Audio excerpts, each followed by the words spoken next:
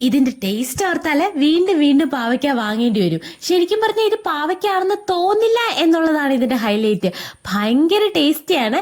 എന്നാൽ ആ പാവയ്ക്കയുടെ കയ്പ് ടേസ്റ്റ് വരുന്നുമില്ല, അതിന്റെ ഗുണങ്ങൾ കിട്ടുകയും ചെയ്യും. എങ്ങനെയാണ് ഈ അടിപൊളി പാവയ്ക്കക്കറി ഉണ്ടാക്കുന്നത് കാണിച്ചു തരട്ടെ. അപ്പൊ അതിന് വേണ്ടി വെള്ള പാവയ്ക്കാണ് ഞാൻ എടുത്തേക്കുന്നത്. അതിതേ ഈ ഒരു ഷേപ്പിൽ നമുക്ക് കട്ട് ചെയ്തെടുക്കാം. എന്നിട്ട് ഒരു പാത്രത്തിലേക്ക് മുളക് പൊടി, മഞ്ഞപ്പൊടി, പിന്നെ നമ്മൾ അരിഞ്ഞു വെച്ചിരിക്കുന്ന പാവയ്ക്കയില്ലേ അത് ചേർത്ത് കൊടുത്ത് ആവശ്യത്തിനുള്ള ഉപ്പും കൂടെ ചേർത്തിട്ട് നന്നായിട്ടൊന്ന് മിക്സ് ചെയ്തെടുക്കാം.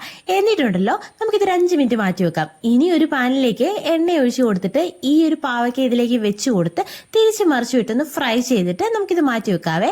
ഇനി മറ്റൊരു പാനിൽ എണ്ണ ഒഴിച്ച് കടുക് പൊട്ടിച്ചിട്ടുണ്ടല്ലോ നന്നായിട്ട് ഫ്രഷ് ആയിട്ട് ചതച്ചെടുത്തേക്കുന്ന ഇഞ്ചിയും വെളുത്തുള്ളിയും ചേർത്ത് ചെറുതായിട്ടൊന്ന് വഴണ്ടി വരുമ്പോഴേക്കും ചെറിയുള്ളി ചേർത്ത് കൊടുക്കാം, പിന്നെ കരിവേപ്പില ചേർത്ത് കൊടുക്കാം, പിന്നെ പച്ചമുളക് ഇതെല്ലാം കൂടെ ചേർക്കാം. കുറച്ച് ഉപ്പ് ചേർത്ത് കൊടുക്കുക, പിന്നെ തക്കാളിയിലെ ചെറുതായിട്ട് അരിഞ്ഞതും കൂടെ ചേർത്ത് നന്നായിട്ടൊന്ന് വഴറ്റിയെടുക്കാവേ.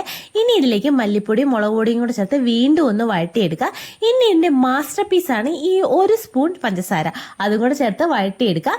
എന്നിട്ട് വെള്ളം ഒഴിച്ചു കൊടുക്കാം, പുളിവെള്ളം ചേർത്ത് കൊടുക്കാം. ഒന്ന് തിളയ്ക്കാൻ തുടങ്ങുമ്പോഴേക്കും വറുത്ത് വെച്ചിരിക്കുന്ന പാവയ്ക്ക ചേർത്തിട്ടില്ലേ ഒന്ന് നന്നായി തിളപ്പിച്ചെടുത്ത് മിക്സ് ചെയ്തെടുത്തല്ലേ അടിപൊളി പാവയ്ക്കക്കറി റെഡിയാണേ.